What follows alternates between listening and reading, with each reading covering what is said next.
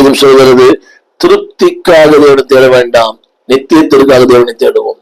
திருப்தி முடிஞ்ச உடனே அவங்க போயிடுவாங்க. ஆனா ஆண்டு சொல்கிற வார்த்தை அதான் 6:27 நித்திய ஜீவன் வரைக்கும் நிலைநிற்கிற போஜனத்திற்காகவே கிரியை நடப்பியுங்கள். இந்த வயிற்று நிரப்புவதற்கு எவ்வளவு பாடு, காலை முதல் இரவு நேரம் வரை. இங்கெல்லாம் மனுஷன் ஏறுறான், உயரத்துக்கு ஏறுறான், என்னவோ தாண்டான்.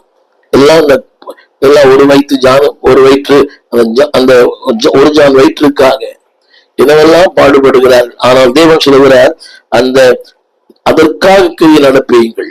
எதற்காக தெரியுமா? நித்தியத்திற்காக. என்னை கேட்டுக்கொண்டிருக்கிற என் அன்பு சகோதரனே, என் அன்பு சகோதரியே, திருச்சபைக்கு போகிற என் அன்பான தேவ பிள்ளையே, ஆண்டவர் உங்க சபையில ஏதாவது ஒண்ணு செய்யுங்க. தாய்மாரா இருக்கலாம், ஜெபியுங்கள். வாலிப பிள்ளைகள் ஊழியத்திற்கு உதவுங்கள்.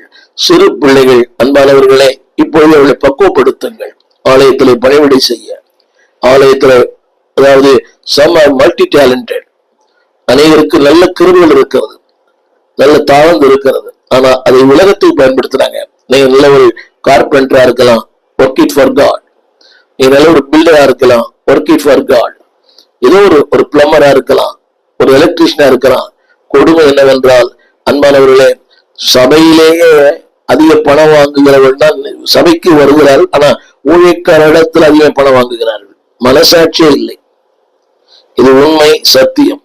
என் அன்பு தேவ பிள்ளைகளே, அழிந்து போகிற ஒன்றுக்காக அல்ல, அழியாத நிலையிருக்கிற அந்த ஒன்றுக்கு அக்கறை நடப்பீங்க. எவ்வளவு காலம் ஓடுவீங்க?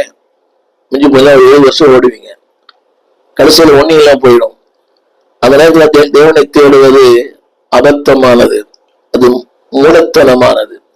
எனவேதான் வேதம் சொல்கிறது, சகாயம் கிடைக்கும் காலத்தில், தேவன் தந்த கிருபையின் நாட்களில இன்றைய ரட்சணிய நாள், இன்றைய அனுக்கிரக நாள், இது அனுக்கிரகத்தின் நாட்கள். கவனிகள், அவரை மறந்தாலும், அவர் 2 தூரமாய் போனாலும், ஒரு நாள் நம்மை போஷிக்கிறார், ஆதாரம் கொடுக்கிறார், ஆதரிக்கிறார், அன்பு கூறுகிறார். ஒரு நாளும் அவருடைய அன்பினால் நம்மை கட்டி வைத்திருக்கிறார். இந்த உலகம் நம்மை இழுக்க விரும்புகிறது. ஆனால் தேவனா ஓசியா 11 எழுதப்பட்டிருக்கிறது, அன்பின் கயிறுகளாலே நம்மை அணைத்திருக்கிறார். அது மட்டுமல்ல, நமக்கு காலையோடும் கற்றுக் கொடுக்கிறார். ஓசியா 11 அவனை கைப்பிடித்து நடக்க பழக்கினேன். ஆங்கிலத்துல இட் டீச் எவ்ரி டே.